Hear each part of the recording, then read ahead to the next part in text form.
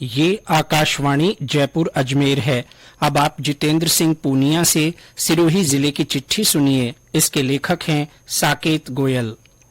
प्रधानमंत्री नरेंद्र मोदी इस माह सिरोही जिले के आबू रोड दौरे पर रहे। इस दौरान उन्होंने आबू रोड स्थित मानपुर हवाई पट्टी पर एक जनसभा को संबोधित कर केंद्र सरकार की जन कल्याणकारी योजनाओं की जानकारी दी। प्रधानमंत्री ने कहा कि बीमा और पेंशन योजनाओं के 8 साल पूरे हो गए हैं। 2 बीमा योजनाओं से 30 करोड़ से ज्यादा देशवासी जुड़े हैं। अब तक मुसीबत में आए ऐसे लाखों परिवारों को 15,000 करोड़ रुपए मिल चुके हैं। उन्होंने कहा कि गरीब और आदिवासी लोगों के हितों के लिए काम करना उनकी सरकार की प्राथमिकता है।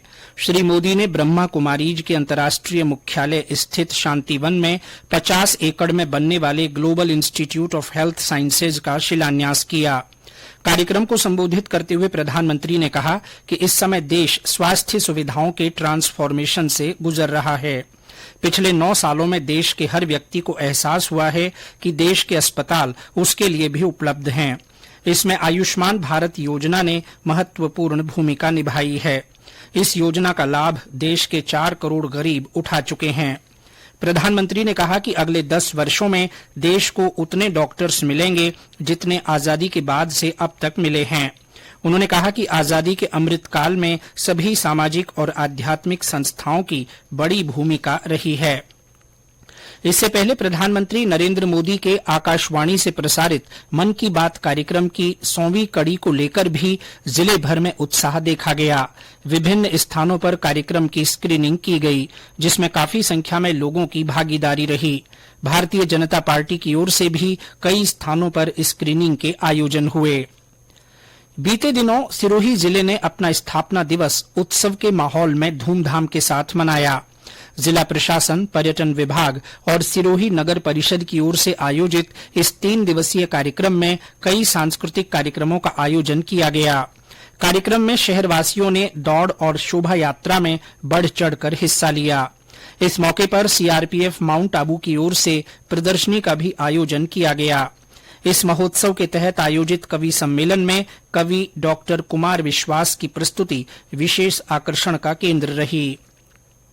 गर्मी के दस्तक देते ही प्रदेश के एकमात्र हिल स्टेशन माउंट आबू में बड़ी संख्या में पर्यटक घूमने के लिए पहुंच रहे हैं। आबू स्थानीय पर्यटकों के लिए सबसे नजदीकी और किफायती हिल स्टेशन माना जाता है। पर्यटकों का कहना है कि मई और जून के महीने में जहां पूरा राजस्थान सूरज की तपिश से झुलसता है, वहीं माउंट आबू की पहाड़ियां और हरियाली उन्हें न केवल गर्मी से राहत दिलाती हैं, बल्कि यहां दिलवाड़ा के जैन मंदिरों की नक्काशी और पहाड़ियों के बीचों बीच स्थित अरबुजा माता का मंदिर हमें ऐतिहासिक और पौराणिक कथाओं की झलक भी दिखाता है। पिछले दिनों जिले के माउंट आबू में नर और मादा भालुओं को ट्रैंकुलाइज कर सरिस्का अभयारण्य ले जाया गया, जहां उन्हें विशेषज्ञों की देखरेख में रखा जाएगा। इन भालुओं के जोड़े को सामान्य व्यवहार के बाद जंगल में छोड़ा जाएगा। माउंट आबू के जंगलों में भालुओं की तादाद अधिक है, वहीं सरिस्का में भालू विलुप्त हैं, जिसके चलते इन भालुओं को सरिस्का ले जाया गया है। सिरोही जिले में इस बार मौसम में कई बार बदलाव देखा गया। एक नया पश्चिमी विक्षोभ सक्रिय होने से माउंट आबू सहित कई स्थानों पर तेज हवाएं और हल्की से मध्यम बारिश हुई। वहीं हाल ही में मौसम ने एक बार फिर करवट ली है। गर्मी का असर जिले भर में देखा जा रहा है।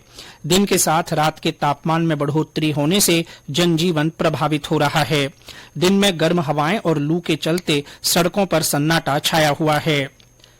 बीते दिनों जिले के आबू रोड रीको थाना क्षेत्र में चंद्रावती के नजदीक सड़क हादसे में 4 लोगों की मौके पर ही मौत हो गई और 7 लोग घायल हो गए। ये हादसा उस समय हुआ जब सवारियों से भरी एक पिकअप ने पीछे से ट्रेलर को टक्कर मार दी। घायल लोगों का अस्पताल में इलाज जारी है। जिले में भारत रत्न डॉक्टर भीमराव अंबेडकर की जयंती हर्षोल्लास से मनाई गई। इस अवसर पर विभिन्न सामाजिक संगठनों की ओर से श्रद्धांजलि सभाओं का आयोजन किया गया। जिले के कई कस्बों में इस दिन प्रभात फेरी और शोभा यात्राएं निकाली गई।